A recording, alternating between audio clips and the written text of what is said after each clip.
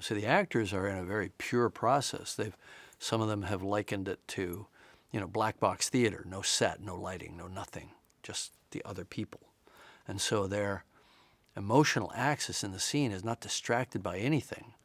It's just that other actor. They have that with each other. That's all they need. That's all actors need, is an emotional reality to play within.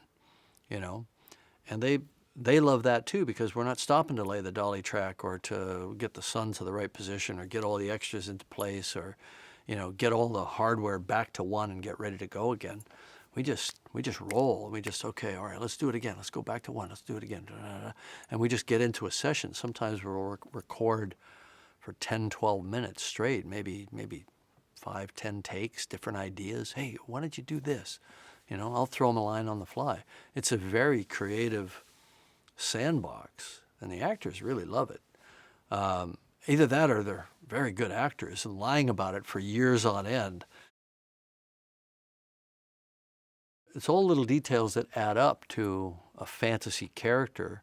We just want you to believe they really exist. I mean, of course we don't. You go into a movie theater, you're being transported to a fictional fantasy world. But the more you can suspend your disbelief, the more fun it is.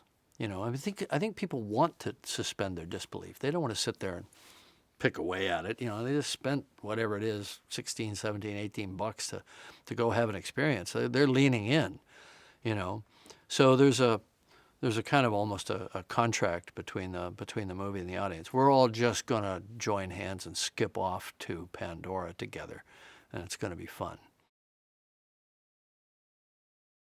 And it's not like we're starting from scratch. I mean, we were doing water simulations back on Titanic, but it's taking it not just to the next level, but up 5 levels.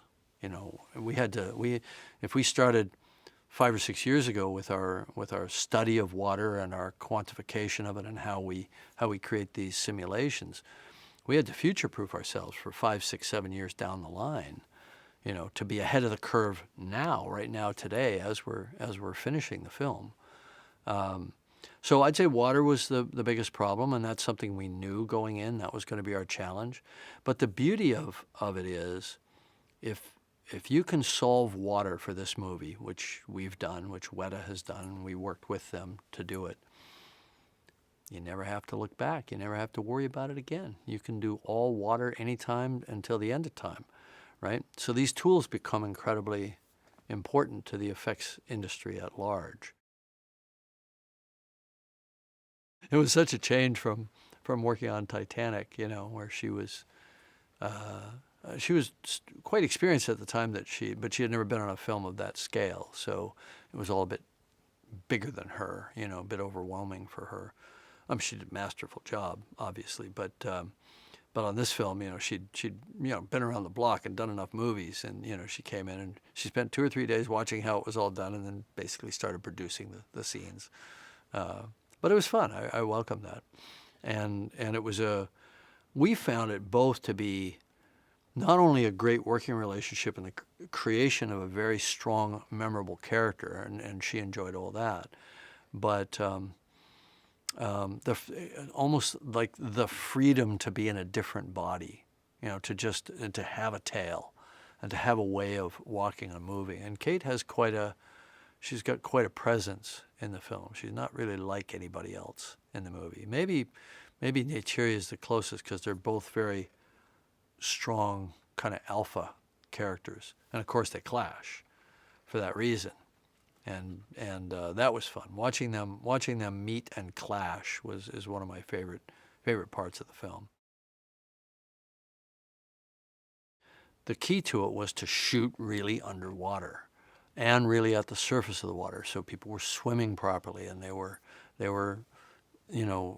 taking their own weight to get out of the water properly or diving in properly, and it just looks like that. It looks real, because the motion was real, and the emotion was real, because these kids are having to learn how to be underwater. They don't know how to be underwater. They were raised in the forest, and so their fear factor probably helped. Although everybody was very, very well trained, and we used a very safe and systematic way to allow them to dive. They were all scuba trained, but we didn't use scuba. We just did that so that they got used to being underwater for long periods of time. And we went to Hawaii and we got everybody on scuba, but we were also doing freediving training at the same time. I don't think the audience gives you brownie points for making what they think of as photography look like photography. It doesn't work that way. You don't get extra. You only get dinged if you don't do it. But you don't get any bonus. It doesn't make it a better movie in their minds. What makes it a better movie is the people, the characters, the creatures, the things they're seeing, the things they're experiencing. But if they can let go of their disbelief, like, did these guys go to this other planet and shoot it, in that handheld documentary style? I feel like I'm really there. It's all working at a subliminal level. It's taking away the disbelief. And if they believe in it and they invest in it, now it's up to the story and the characters to work on the audience's heart and mind.